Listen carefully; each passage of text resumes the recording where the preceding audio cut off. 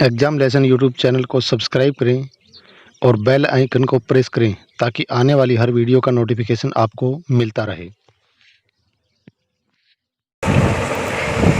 नमस्कार बच्चों, आज हम कक्षा 12 विषय संस्कृत के द्वादश पाठ किंतु कुटिलता का अभ्यास करेंगे और इस पाठ के 5 प्रश्नों को हम पहले हल कर चुके हैं। आइए देखते हैं छठा प्रश्न। छठा प्रश्न है हमारा, अधोलिखितेषु पदेषु विभक्तिम वचनम च दर्शयत। निम्नलिखित पदों में विभक्ति और वचन प्रदर्शित कीजिए या विभक्ति और वचन का निर्देश कीजिए। तो इसमें कौन सी विभक्ति है और कौन सा वचन है? तो हमारा पहला पद है यहाँ कार्य। कार्य का हिंदी अर्थ होता है कार्य में, तो मैं सप्तमी विभक्ति में आता है, तो सप्तमी विभक्ति का पद है ये और एक वचनांत पद है। तो सब कार्य शब्द में सप्तमी विभक्ति है और एक वचन है। आगे अभियोक्तु। अभियोक्तु में पंचमी और षष्ठी दोनों विभक्ति होती हैं। पंचमी और षष्ठी, पंचमी और षष्ठी दोनों एक जैसी हैं केवल एक वचन में, तो पंचमी और षष्ठी का एक वचन का पद है ये। तो अभियोक्ता से भी अर्थ हो सकता है इसका और अभियोक्ता का के की भी अर्थ सही है इसका। तो पंचमी और षष्ठी दोनों विभक्ति हैं, एक वचनांत रूप है। आगे है बालिकायाः। बालिकायाः, बालिका स्त्रीलिंग शब्द है, तो स्त्रीलिंग शब्द के बालिका शब्द की षष्ठी विभक्ति का, षष्ठी और पंचमी भी है इसमें भी, पंचमी और षष्ठी का एक वचन का रूप है। तो बालिकायाः हमें पंचमी और षष्ठी दोनों विभक्ति हैं और एक वचन का रूप है। आगे न्यायालयन। न्यायालयन में न्यायालय शब्द जो है वो पुल्लिंग शब्द है, तो यहाँ तृतीय विभक्ति है, राम के समान रूप चलेंगे इसके। तृतीय विभक्ति का एक वचनांत पद है न्यायालयन, तो तृतीय विभक्ति हो गई, एक वचन हो गया। आगे है नेतुः। नेतुः में नेत्री शब्द है, जैसे अभियोक्ता में अभियोक्त्री शब्द है, तो नेतुः नेत्री शब्द की ये भी पंचमी और षष्ठी दोनों विभक्तियों का पद है। पंचमी और षष्ठी का एक वचन का रूप है, पंचमी और षष्ठी एक वचन। आगे है शक्तौ। शक्तौ में शक्ति शब्द है और इसमें सप्तमी विभक्ति है, सप्तमी विभक्ति का एक वचन का पद है ये भी। शक्तौ सप्तमी विभक्ति एक वचन। आगे है औषधिम। औषधिम औषधि शब्द है, द्वितीय विभक्ति है इसमें, द्वितीय विभक्ति और एक वचन का रूप है। औषधिम में औषधि शब्द द्वितीय विभक्ति एक वचन का रूप है। अगला प्रश्न है हमारा, स्वरचित वाक्येषु अधोलिखित पदानां प्रयोगम कुरुत। अपने द्वारा रचित वाक्यों में निम्नलिखित पदों का प्रयोग कीजिए। निम्नलिखित पदों का प्रयोग अपने स्वरचित वाक्यों में कीजिए।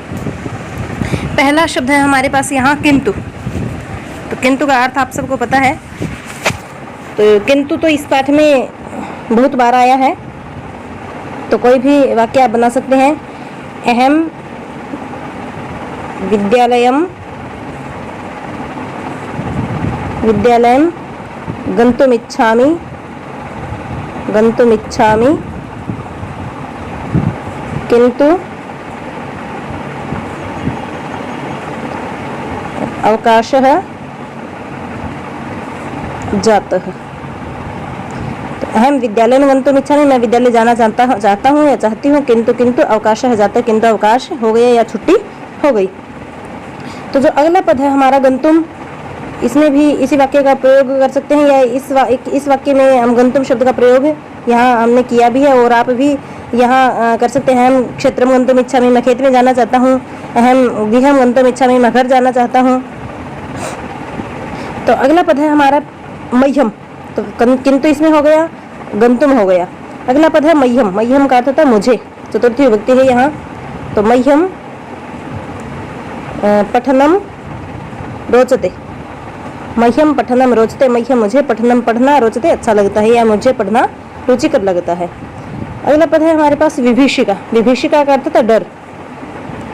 किंतु हो विभीषिका, किंतु हो विभीषिका, विभीषिका प्रत्येक वस्तुनि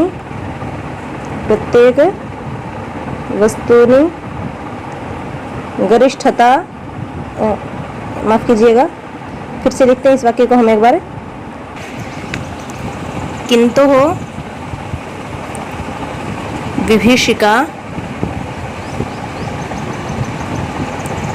प्रत्येक वस्तूनि, किंतु विभीषिका प्रत्येक वस्तूनि गरिष्ठतां संपाद्य भोजनं तत्रैव समाप्तम अकरोत्। तो किंतु की विभीषिका ने या किंतु के डर ने प्रत्येक वस्तु में गरिष्ठता संपादित करके भोजन को वहीं समाप्त कर दिया। ये विभीषिका का वाक्य प्रयोग हो गया कि किंतु विभीषिका प्रत्येक वस्तु में गरिष्ठता संपादित भी हम यहाँ कर सकते हैं, या फिर आगे वाक्य बना सकते हैं संपाद्य भोजनम तत्रैव समाप्तम अकरोत्। ये पाठ में आया है ये वाक्य। अगला पद है हमारे पास भरण पोषणम। भरण पोषणम तो इसमें हो जाएगा परिवारस्य भरण पोषणम, परिवारस्य भरण पोषणम, भरण पोषणम सर्वेषां कर्तव्यमस्ति। परिवारस्य भरण पोषणम सर्वेषां कर्तव्यमस्ति। परिवार का भरण पोषण सबका कर्तव्य है। अगला पद है हमारे पास दृष्ट्वा। दृष्ट्वा का अर्थ होता है देखकर। सह सिंहम दृष्ट्वा बिभेति। सह वह सिंहम से शेर को दृष्टवा देखकर बिभेति डरता है, तो सह सिंहम दृष्टवा बिभेति। अगला प्रश्न है हमारे पास विलोम शब्दान लिखत। विलोम शब्दों को लिखिए। विलोम शब्द लिखने इसमें तो विगुण है। विगुण का अर्थ होता है खोटा या गुण रहित। इसका विपरीत हो जाएगा सगुण है। विगुण का हो जाएगा सगुण है। शौर्यम का हो जाएगा ऐश्वर्यम। सुरक्षित है का हो जाएगा असुरक्षित है। शत्रुता का हो जाएगा मित्रता। आगे है धीर है। धीर का हो जाएगा अधीर है। और भयम का हो जाएगा निर्भयम। भयम का हो जाएगा निर्भयम। तो ये हमारा अभ्यास पूर्ण हुआ। आगे योग्यता विस्तार में हम देखते हैं। यहाँ भी योग्यता विस्तार में भी प्रश्न दिए हैं। किस प्रकल्पनाया वाक्य पूर्तिम कुरुत। अपनी कल्पना से वाक्य पूर्ति कीजिए। तो यहाँ आधे वाक्य तो दे रखे हैं, किंतु के आगे के वाक्यों को हमें पूर्ण करना है। तो पहला वाक्य है जैसे हमारे पास अहम उच्च अध्ययनम कर्तुम इच्छामि। मैं उच्च अध्ययन करना चाहता हूँ, किंतु तो मैं उच्च अध्ययन करना चाहता हूँ किंतु धन का अभाव है। तो अहम उच्च अध्ययनम कर्तुम इच्छामि किंतु धनाभाव है। किंतु धनाभावः अस्ति। यहाँ धनाभावोस्ति भी कर सकते हैं। धनाभावोस्ति किंतु धनाभावोस्ति। आगे छात्रः कक्षायाम् उपस्थितः। छात्रः छात्र कक्षायां कक्षा में उपस्थित है। किंतु शिक्षकः नास्ति। किंतु शिक्षक नहीं है। आगे है सह गंतुम इच्छति। किंतु सह वह गंतुम इच्छति जाना चाहता है, किंतु स्वस्थम नास्ति। सह गंतुम इच्छति किंतु स्वस्थम नास्ति, या फिर स्वस्थम नास्ति नहीं स्वस्थः नास्ति। सह गंतुम इच्छति किंतु स्वस्थः नास्ति। वह जाना चाहता है किंतु स्वस्थ नहीं। या फिर हम वाक्य बना सकते हैं सह गंतुम इच्छति किंतु चलने असमर्थः अस्ति। आगे है वयम तर्तुम इच्छामः। वयम हम तर्तुम इच्छामः तैरना चाहते हैं, किंतु सरोवरे जलम नास्ति। वयम तर्तुम इच्छामः किंतु सरोवरे जलम नास्ति। हम तैरना चाहते हैं किंतु सरोवर में जल नहीं है। आगे ते कार्यम कर्तुम इच्छन्ति। ते वे कार्यम कर्तुम इच्छन्ति कार्य करना चाहते हैं, किंतु समयः या समयाभावः अस्ति। समय का अभाव है या समयः नास्ति। आगे अर्वाचीनः जना अपि प्राचीन भाषां पठितुम् इच्छन्ति। कि वर्तमान के जो मनुष्य हैं जन हैं वो अर्वाचीन का अर्थ होता है नए और प्राचीन का अर्थ है पुराना या पुराने। तो अर्वाचीनः जना अपि आधुनिक मनुष्य भी या आज के मनुष्य भी प्राचीन भाषां पठितुम् इच्छन्ति। प्राचीन भाषा पढ़ना चाहते हैं, किंतु अवसरः न लभते। किंतु अवसर प्राप्त नहीं होता। आगे है निर्धना अपि धनम इच्छन्ति। निर्धन भी धन प्राप्त करना चाहते हैं या धन चाहते हैं, किंतु धनाभावः अस्ति, धन का अभाव है उनके पास, वो धन तो चाहते हैं परंतु धन का अभाव है। आगे सर्वे जना आजीविका इच्छन्ति, सभी मनुष्य आजीविका चाहते हैं, किंतु किंतु अशिक्षितः सन्ति, अशिक्षितः सन्ति, किंतु अशिक्षित हैं। आगे है मूकोपि वक्तुमिच्छति, मूक का अर्थ होता है गूंगा, तो मूकोपि वक्तुमिच्छति, गूंगा भी बोलना चाहता है, किंतु किंतु असमर्थः अस्ति, किंतु वह बोलने में असमर्थ है।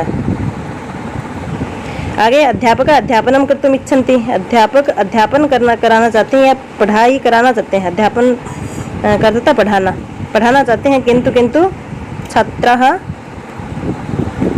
न इच्छन्ति, किंतु छात्र नहीं चाहते। अगला है अधोलिखितानाम आभणकानाम समानार्थकानि वाक्यानि पाठात् अन्वेष्टव्यानि। निम्नलिखित आभणकाभण का अर्थ था मुहावरा, तो आभणकानाम मुहावरों के, निम्नलिखित मुहावरों के समानार्थक वाक्य पाठ से अन्वेष्टव्यानि अन्वेषित करने हैं या पाठ से चुनने हैं, पाठ से खोजने हैं। तो पहला वाक्य है हमारे पास, पहला मुहावरा है मुंह का कोर छीनना। तो इसमें इसका संस्कृत अर्थ पाठ में आया था मुखस्य, इससे मिलता जुलता ही था, मुखस्य कवलमपि आच्छिनत्ति, मुखस्य कवलमपि आच्छिनत्ति। आगे है कुछ दिन पहले की बात है, तो इसका संस्कृत अर्थ आया था पाठ में स्वल्प दिनानाम एव वार्ता अस्ति, स्वल्प दिनानाम एव वार्ता अस्ति। आगे खोटा सिक्का और खोटा बेटा भी समय पर काम आते हैं, तो इसका हो जाएगा विगुण है कार्शापण है, विगुण है कार्शापण है, कार्शापण का अर्थ होता है सिक्का, विगुण है कार्शापण है, कुत्सितश्च पुत्र है, संकटे कदाचित उपयुक्तो, इकट्ठा ही कर देंगे यहाँ, कदाचित उपयुक्तो भवेत। तो विगुण है कार्शापण है, कुत्सितश्च पुत्रः संकटे कदाचित उपयुक्तो भवेत। आगे है नाक भौं सिकोड़ना, तो नासा भ्रू संकोचो जातः, नासा भ्रू संकोचो जातः।